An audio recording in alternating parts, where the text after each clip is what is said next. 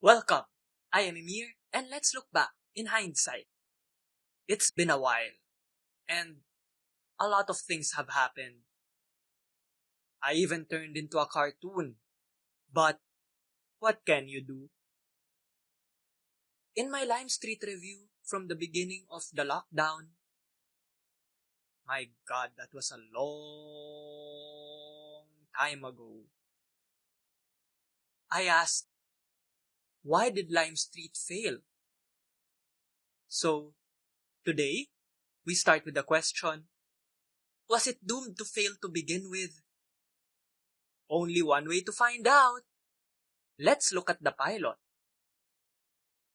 Thank you to Gregory Green for his kind words in my review of the second episode and for uploading the pilot on YT. Again, there will be spoilers. So if you're not comfortable with that, English, I suggest you watch the pilot first, then go back to this review. For context about the show, a background, see my video on that. Like the second episode, which I took a look at before, while I was still live action and not visual novelesque. That's a word, visual novelesque. The pilot, the first episode, also involves planes. What is it with this show and planes? Also, like the second episode, the first also reveals its trick card in the intro. But not all its cards. It starts vague. We know who did it, but we also don't know who did it. Who's this guy? What's his motivation? The intro scene also foreshadows that there are conspirators to this story. Again, like the second episode. But different from the second episode, the pilot gradually builds up why they do it. And that's a good thing. You want to keep the audience at the edge of their seats. Also, unlike the second episode, where the audience just waits for the duo, Culver and Wingate, to catch up to discover how the bad guys did it. Bad guys, that sounds so cartoonish. Also, Billie Eilish. Anyway, unlike the second episode, in the first episode, there is danger brewing. So, the duo must protect the heiress of whatever country this is. I'll take a guess later. Before she too is killed. The A-plot, the mystery plot, involves attempts to get rid of the line of succession of some unnamed small European kingdom. I'm guessing the show couldn't use Liechtenstein. I'm pretty sure I'm bungling that word. Or Luxembourg, or San Marino, or Andorra. Maybe this small kingdom is called Genovia, famous for its pears, and, well, you know how the movie went.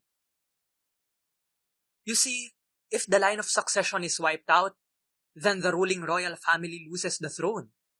If that happens, Lime Street, the insurance firm, which looks more like a stock trading firm. I've seen this before in the Supersizers Eat the 80s, and spoilers, I will do a review of that show and the predecessor show someday. And Lime Street has to indemnify them, pay money. Again, I described before how insurance works. In passing. In my video. Oh wait. That video's coming after this one. Please subscribe, ring the bell, and comment on the YT page of this video if you want to see that video now. Lime Street has to indemnify the royal family in case they lose the throne. If they lose the throne. In the mind of the insurance firm, if is good. Yes, you can insure anything. your throne, or your face, or parts of your body.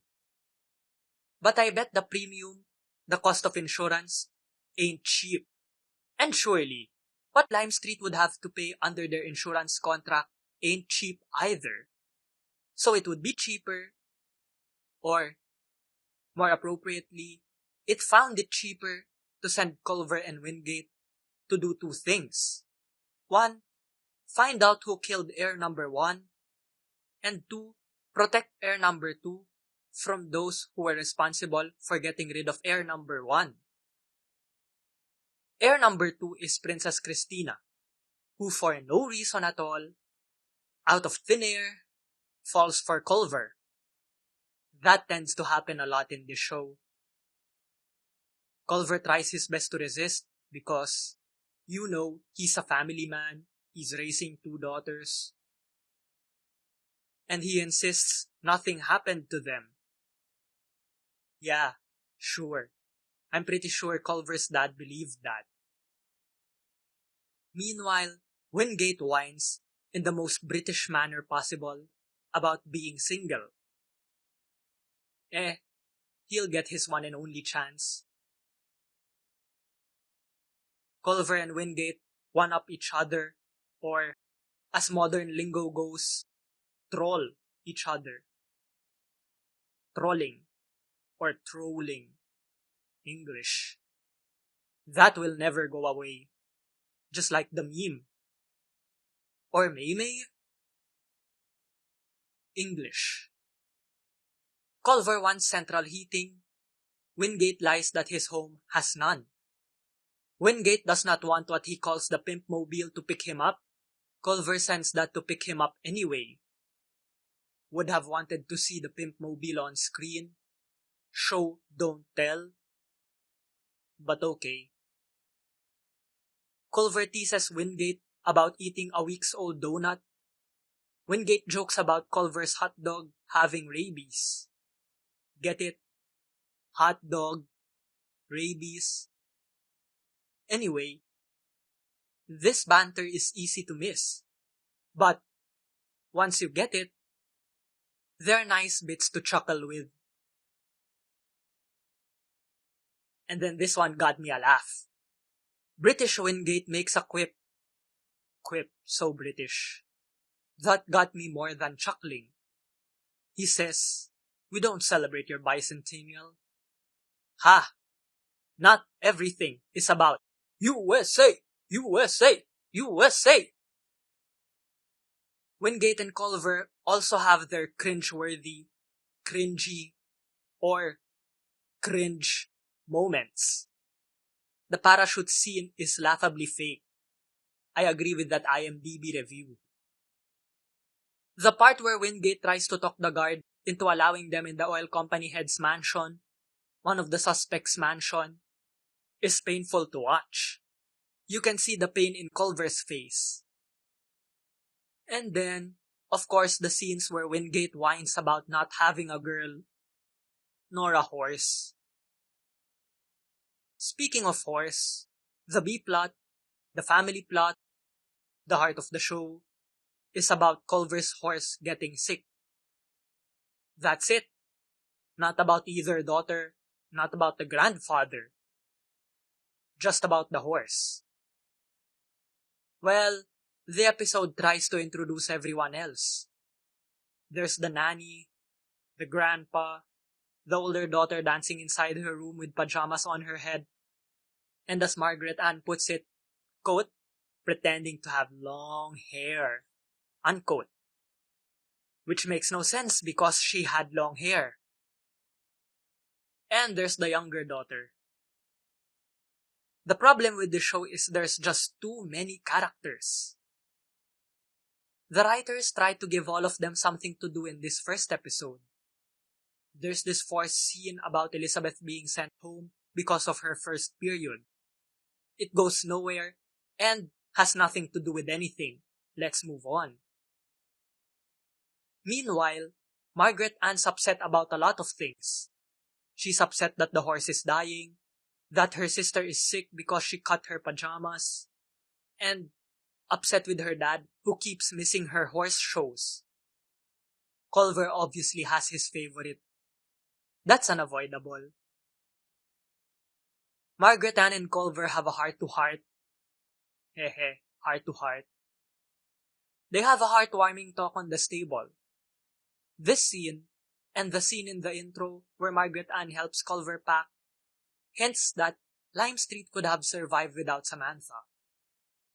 Maya Bruton and Robert Wagner have chemistry. This pilot and a later episode, episode 3, shows that. I won't spoil the plot further. I'll just say this about the plot. In this first episode, there will be a plot twist. That will be a trope of the show. Yet, I didn't mind the twist.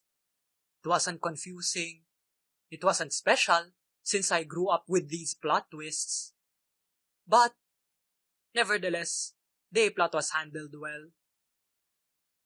The B plot, though, it was a hot mess. The opposite of the second episode. So the pilot was not great. But I see the potential here.